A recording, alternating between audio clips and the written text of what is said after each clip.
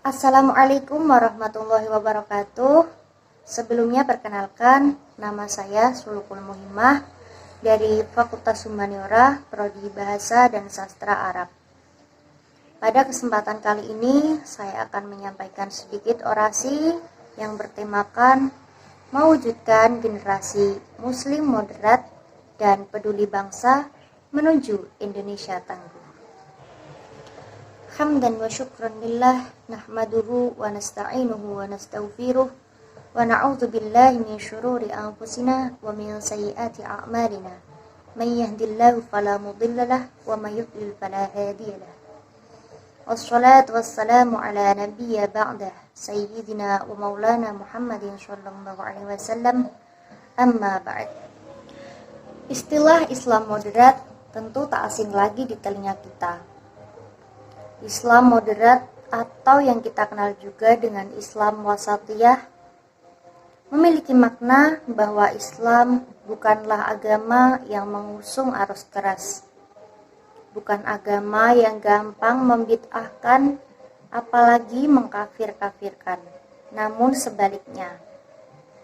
Islam wasatiyah atau Islam moderat adalah Islam yang diajarkan oleh baginda Nabi Agung Muhammad Sallallahu Alaihi Wasallam. Dan berbicara tentang Islam moderat, sejatinya masyarakat Indonesia telah dikenalkan dengan istilah itu beratus-ratus tahun yang lalu, sejak pertama kali Islam masuk di Indonesia. Kita ambil contoh Wali Songo. Mereka yang berdakwah dari satu daerah ke daerah lain, berdakwah dengan hikmah, mengenalkan dan mengajarkan syariat Islam kepada masyarakat Indonesia dengan tanpa paksaan, dengan tanpa kekerasan, tidak ada hujatan, dan tidak mengkafir-kafirkan budaya yang telah menjadi nilai luhur kehidupan masyarakat Indonesia. Tetapi mereka justru mengakulturasi antara budaya setempat dan ajaran agama Islam, sehingga masyarakat Indonesia pada kala itu tidak menganggap bahwa agama Islam adalah agama yang keras, agama yang suka mengkafir-kafirkan dan suka membid'ah-bid'ahkan. Begitulah Islam masuk, menyebar dan berkembang di negara kita, Indonesia. Namun naas sekali bahwa bangsa kita beberapa tahun belakangan ini mulai dijajah dan mulai dirongrong oleh kelompok-kelompok radikalisme dan ekstremisme.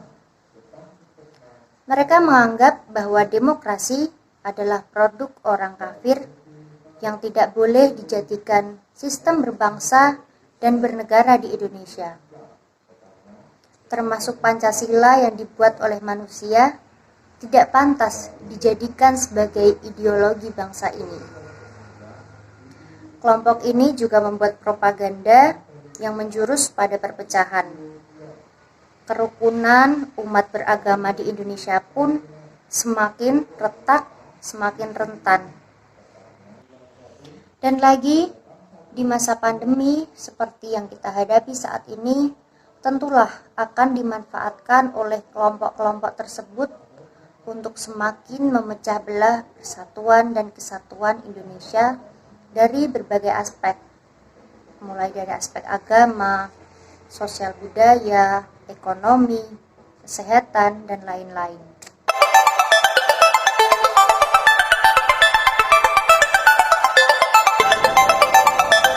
Deputi 7 Badan Intelijen Negara Wawan Hari Purwanto menyebut 85% generasi milenial Indonesia rentan terpapar radikalisme. Media sosial disinyalir menjadi akses bagi penyebaran radikalisme tersebut. Presentasi tersebut diperoleh dari survei yang dilakukan Badan Nasional Penanggulangan Terorisme.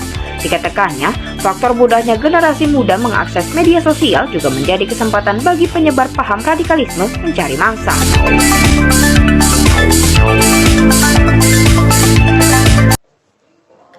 Berangkat dari berbagai kejadian tersebut dan setelah kita menyaksikan video tadi, sudah jelas sekali bahwa pemuda sangat rentan dimasuki paham-paham radikalisme dan ekstremisme.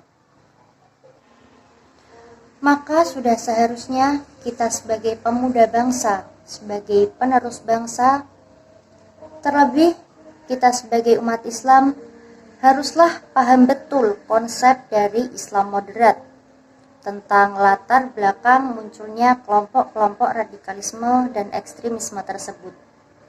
Dengan cara apa? Tentulah dengan cara giat belajar, memperluas wawasan dan relasi kita dengan para ulama. Kita sebagai tonggak bangsa, harapan bangsa, tentu harus mempersiapkan diri untuk menjawab tantangan zaman. Harus mampu membentengi diri sendiri dan orang lain dari paham-paham yang pada akhirnya akan merusak persatuan dan kesatuan bangsa Indonesia. Sekali lagi, tingkatkan pemahaman kita tentang syariat Islam, kuatkan keimanan kita, kencangkan ketakwaan kita, pererat persaudaraan kita, agar kita dapat mensupport dan membantu ulama-ulama kita yang telah ikut andil dalam memperjuangkan kesatuan dan persatuan Indonesia. Seperti kata Mbak Najwa Shihab, yang harus dibabat adalah egoisme dan kebencian, dan yang harus dirajut adalah solidaritas dan kepedulian. Bersatulah pemuda bangsa untuk Indonesia yang semakin tangguh dan berjaya. Sekian dari saya. Apabila ada kata-kata yang kurang berkenan, saya mohon maaf yang sebesar-besarnya.